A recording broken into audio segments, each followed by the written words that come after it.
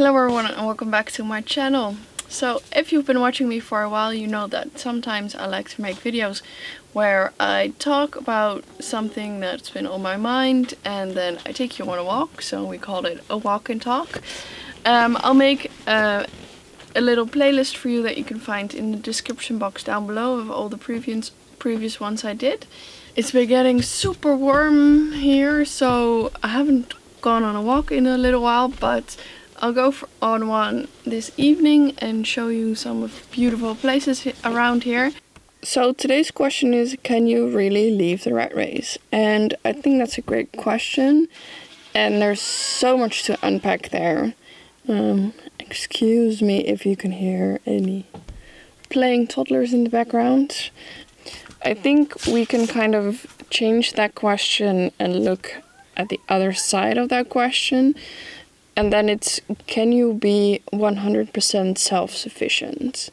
Because I think when you look at us, we have left the rat race and we are trying to be self-sufficient. So that kind of, I think for a lot of people that goes hand in hand.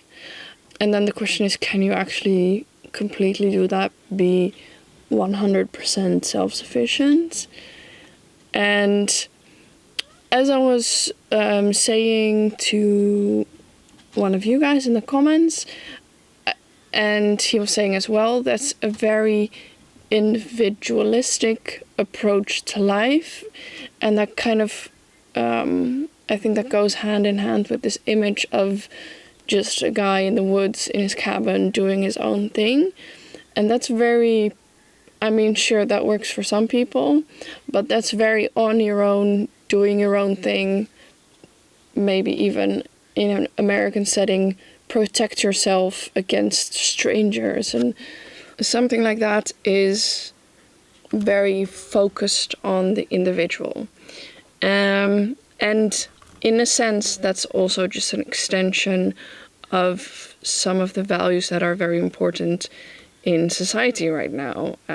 Working hard, making lots of money, all that is not geared towards community. All that is geared towards your own wealth and career and your own family. And I think that's one of the major issues in the world right now. It's that it's all focused on the individual, and for some you can almost hear that it must be crazy to think about community and not think about yourself all the time. I know there's lots of people who have other values than that, but that's a lot of the messaging that I'm hearing within politics and within media all the time, is that if you want to do something for the collective, say do something about the climate crisis, then you're put away as like a crazy person almost. But yeah, we can do something about it, but only if it does not interfere with my personal choices, or you know what I'm saying?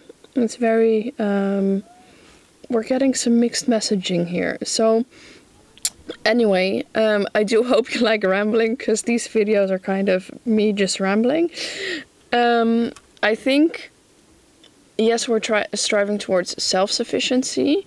I would love to be able to feed our family from the garden more, feed our animals from the land, all that stuff. But you can never grow everything yourself. I mean, you can try. There's this great guy called Rob Greenfield. He foraged and grew 100% of his own food last year. But that was so hard. Like, he wasn't allowed, within the own rules that he set for himself, he wasn't allowed to barter with people or trade something that he grew for something that someone else grew. And that was very challenging. So I think a better way to look at it, and something that we have to strive towards more, is get into the mindset of community sufficiency. So some of the things that we do about that is that we prefer not to buy from major corporations, even though it's not always possible. But we prefer to buy from local shops, family-owned businesses. We even buy from some of our friends who do a market garden. This is for the first time this year, so I really want to support them with that, as well as they just have more vegetables than we do. Community sufficiency and doing everything much more local is one of the things that we really work hard on, and sometimes that means that you pay a little bit more for stuff, but that's also because those major corporations don't really charge the true value of products anymore. This has been a known strategy from Amazon. I was thinking I shouldn't really say any names. Maybe the algorithm will pick up on it and not recommend this video to you guys, but I'm just gonna do it. So it's been a known strategy from Amazon that they sell books for less than the price that other companies or other bookstores have to sell them, as a strategy to compete them out of business, and then they have a monopoly on the market. So this happens with most multinationals, is that they sell stuff not for the price that the product is actually worth. Some products, well, many products do have an inherent value. So if you buy milk, then that cow had to be fed, it had to be housed. There's a baseline for that, and the supermarkets are just not even willing to pay the baseline for that. So, but I do think that it's not possible to step out of that completely. I mean, we might be forced to in the future, but I'm certainly happy that that future is not yet here.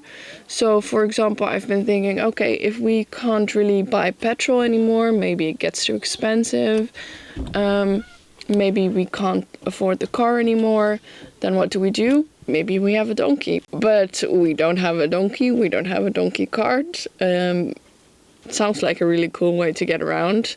It does really make your world a lot more smaller, because then you can only visit those who are within donkey distance. But I mean, that's totally possible, and that's how people used to live. And then there is one person who does trading from bigger cities, or you go to the market every now and then on a bigger trip. But it would be so great if we have most of our own stuff locally. That being said, I do love the internet. I mean, I make videos on here for a reason. I think it can open up so much for you. You can see the world. I personally love watching travel videos, especially for the cuisine. So I mean, maybe one day I would love to travel again and see other parts of the world. There's a whole other issue to unpack there. But for now, I mean, the internet can show me what people eat in the mountains of Georgia, and that's so amazing. So it opens up a whole world, and it opens up customers for us. Here locally, you would have a hard time selling olive oil because every family has their own olive grove.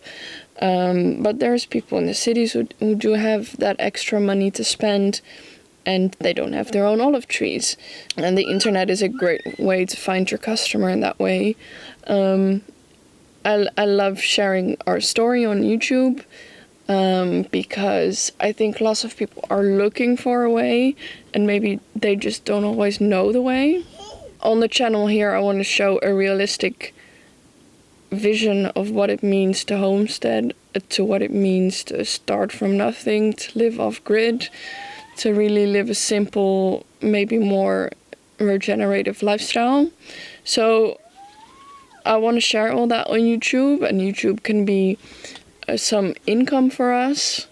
So that's obviously very good, but YouTube also won't be forever. For now, I love doing it, but it's not my I don't really think in careers anymore. I would love to be a carpenter one day. So yeah, for this internet business, we need a laptop, we need a camera. All that stuff is obviously not made in here in Portugal, so you need money to buy that. And I mean, not all global trade is bad. There's been global trade since a very long time. And then you also always need some money. So to circle back to that question of can you ever really leave the rat race? You can try, but you can never truly step out of society, I think. I mean, we're so privileged that we get to be here, that we were not really affected by the crisis that's going on right now. Our life just continues. So in that sense, we have left the rat race. We don't work full-time for a boss anymore, which is a source of stress for a lot of people, as it was for us. Creating your own business, which is something I think you kind of have to do if you want to live like this, also brings us challenges and added stresses. It's just you get to decide when you want to do things. So you can't truly ever leave the rat race because you can never truly leave society. And that's also why we want to send Puck to school, is because we want to show her that there's other people out there. Not everyone lives the way that we do, even though many of our friends do. There's people who live in normal houses. I mean, who would have thought? So teaching her that balance and teaching her a way to interact with those parts of society is very important to us. This video has been going on for long enough now, I think. So if there's a thing that you think, oh, maybe you can talk about that, what do you think about that? I love to ramble every now and then, so leave your suggestion in the comments down below. I hope you enjoyed this little blurb out of my mind, and I'll see you guys on Sunday for a video on our patio.